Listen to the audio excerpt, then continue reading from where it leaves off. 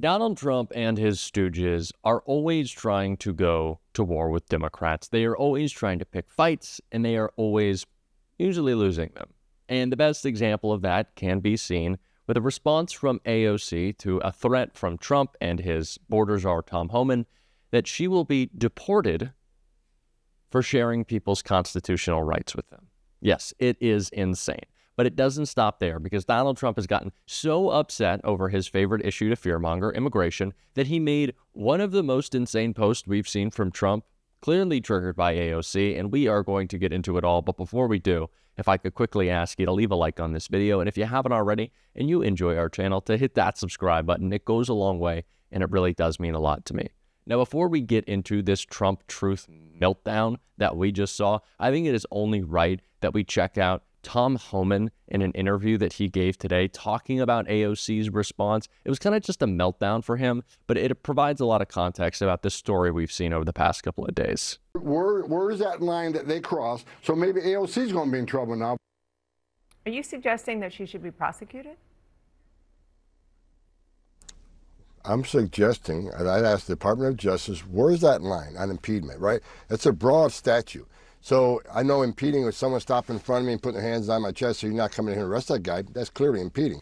But at what line, where's the line on impeding? So I'm asking the Department of Justice, who are the prosecutors, and decide who they prosecute and what the standards of that prosecution is. I simply says, at what point is that impeding? Because you can call it know your rights all you want. We all know what the bottom line is. The bottom line is how they invade law enforcement. Don't open your door. Don't answer questions. Here's what we're talking about. We're talking about people here in the country legally with a criminal conviction who had due process at great taxpayer expense and were ordered deported by a federal judge, but became a fugitive. And we're talking about don't open your door to ICE. You know, you don't have to answer questions. I think it's more about how to invade law enforcement, not to get arrested, even though there's a federal warrant for your arrest. How to evade that rather than know your rights. Now, we can argue about that all day long. They have the right to know their rights. The Constitution said they have the right to certain rights, but also I hope to God we're not, educating people are going to be the next murder of a college student. I've said it before. If we would have had access to the man who murdered Laken Riley in New York, he would never make the Georgia killer. Let me just, to be fair, she said that public safety threats escaping. She said that she is just offering civil education and that you might be, quote, vaguely familiar with the U.S. immigration law, but that she's just doing what she needs to do to remind people the law of the land passed by congressional statute. Vaguely aware of immigration law. I've done this since 1984. I forgot more about the immigration law than AOC will ever know. Matter of fact, the hearing a couple years ago, I had explained to her that entering the country illegally was actually a crime. So, I'm not going to play that game with her. I simply made a statement.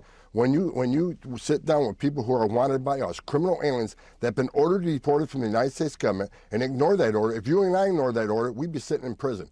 But they ignored an order from a federal judge. They're hiding in a home, and she's telling them not to open the door. Now, I'm not saying that's illegal. What I'm saying is, I asked the Attorney General, at what point is it impeding and what point is it not impeding? So I'm simply, as a board czar, asking the Office of the Attorney General, where does it draw the line? So we make sure we give ICE agents the proper standard when they go to these homes. They don't open the door. At what point can you open the door? At what point can't you open the door? Mm-hmm. So we just want to be sure that ICE officers are doing the right thing. So this is about talking to Attorney General, because every Attorney General interprets things different. What is your interpretation of impeding? Where's that line at? I think it's a responsible thing to do as the border czar of the United States to make sure the men and women of ICE understand what they can and can't do. Yeah, and of course, right now, being undocumented is a civil offense and not a criminal one, unless you commit those crimes. Thank you so much. So, for some reason, and it's because, they're liars, Republicans are trying to frame AOC's webinar as some, illegal campaign to, I don't even know. I don't even know what they're trying to communicate. She is simply informing people in her district of their rights if they were to be approached by ICE agents who are now invading churches, schools, daycare centers, places that they should not be allowed to be in. And so AOC is just saying, here are your rights. I want to make sure my constituents are protected, something Donald Trump clearly doesn't understand, and it has led them to meltdown. And of course, we are going to get into AOC's response to Tom Homan and her response to Trump as well, but first, we have to check out the insane post he just made about immigration. The 14th Amendment right of American citizenship never had anything to do with modern-day gate crashers, illegal migrants who break the law by being in our country. It had everything to do with giving citizenship to former slaves. Our founding fathers are spinning in their graves at the idea that our country can be taken away from us. No nation in the world has anything like this. Our lawyers and judges have to be tough and protect America. Now, of course, that is a post from Donald Trump's Truth Social account, but there is no way that he knows how to complete sentences like that, inform real thoughts. Although those thoughts may be stupid and wrong, those are, real thoughts. Trump is not capable of doing so, and there were no mistyped words, so we know it's definitely not him. But this is the sentiment of his administration, that they want to strip birthright citizenship, which is insane. But this is, again, a part of the distraction of what Donald Trump is trying to push, part of the intimidation factor of him consolidating government just around not even the executive branch, but his own authority that he wants vested only in himself. It is part of the larger distraction. It's part of the larger intimidation, and it's what we need to call out when we tell people what they really need to be focusing on, which AOC did in a response to all of this. But before we get into that great clip of her on her Instagram Live, I think it's very important for us to check out in the context of all this, I want to look at her response to Tom Homan and Donald Trump's threat. AOC responded telling Fox News Digital, "I'm glad Mr. Homan is checking with the Department of Justice to familiarize himself with the limits of his agency's authority in entering the homes of everyday Americans without a warrant, and I am proud to offer education to everyday Americans to ensure ICE's compliance with the law, given the numerous reports of agents providing incorrect paperwork in their attempts to enter and search private homes. Since Mr. Homan seems to be vaguely familiar with U.S. immigration law, we also remind him that according to congressional statute, becoming undocumented in the United States is a civil offense and not a criminal one. I look forward to continuing our work in ensuring the safety of everyday New Yorkers while keeping families together." It goes to show where the state of the Republican Party is, and we don't need to have a conversation on the state of the Republican Party. The Republican Party is dead. It is a mess. It is buried. It is done under dictator Donald Trump as he kind of pisses on America and the Constitution, which he's using to wipe his... I could give a lot of analogies and say a lot of bad things. Let's put that in a box. That's a rant for a different day.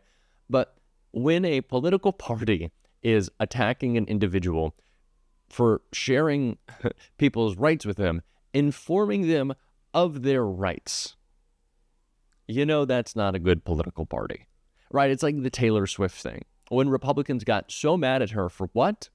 Not even an endorsement. The day that she registered 35,000 people to vote, they were furious. At people voting? Yeah, that's when you need a little check-in. Speaking of a check-in, AOC gave one on Instagram Live, in which she broke down the real reason Donald Trump is trying to focus on this immigration issue. And I want to check that out right here. One of the important lenses that I want you all to interpret all of this happening through is through a very important deadline that is happening in the federal government. And once you understand this, you will understand, and all of this chaos is going to start making sense, okay? Something very big is happening this year, and it's part of the structure around which all of this chaos is occurring. Because why is Elon Musk raiding the Treasury? Why are they suspending federal funding? This goes beyond being a Democrat or a Republican. This is anarchy. This is just taking all this stuff over. So why at the core are we doing this? In addition to just sheer hatred, because as we see, Elon Musk, maybe you can take the boy out of apartheid, but you can't take apartheid out of the boy, apparently. He's out here doing Nazi salutes, so whatever. But in addition to a white supremacist, whatever it is that they want to do, let's talk about, you always comes down to follow the money. There is a very important deadline that is happening this year. In 2017, Donald Trump and the Republican Party forced through one of the largest tax giveaways to the rich in modern American history. This was in 2017. We are talking about grotesque levels of tax cuts that they issued at that time. We're talking about CEOs and people being able to them proposing tax cuts on tax write-offs on yachts and private jets, but most importantly, some of the most broad-based tax cuts for the rich and the 1% in this country that we have ever seen. That happened in 2017. So why is that important to today? Those tax cuts had a sunset period, and that sunset period occurs in 2025. 2025. So now we're here. And right now, what is happening is that all of these tax cuts that billionaires and millionaires have been just getting high off the hog on over the last couple of years are now about to run dry if they do not reauthorize them, if they do not extend them, and not only if they do not extend them, but ideally they want to add to them. Massive tax cuts for some of the largest corporations that exist in America and in the world. And so they have a massive thing at stake. So right now, their task is to extend these tax cuts. And what Elon Musk wants is for these tax cuts to not only be extended, but to apply to him in a larger way than ever before so that he can amass even more money than ever before. It is always a distraction. Donald Trump, thankfully, I continue to say, is not even bringing in the types of numbers in these mass ICE raids that he wants to in terms of a deportation. There's nothing mass about this deportation. It is a failed effort, and thank God so far. But what he is accomplishing, again, is the intimidation and the distraction from the fact that he is failing to keep his promises, except for one, the big old tax cut that's coming, because that's what Trump is all about. And we're going to call that out every single day on the show. And if you want to support that, as always, you can hit that subscribe button. You can leave a like on this video. And if you stuck around at the end, you can drop a blue heart in the comments. Until next time, I'll see you soon.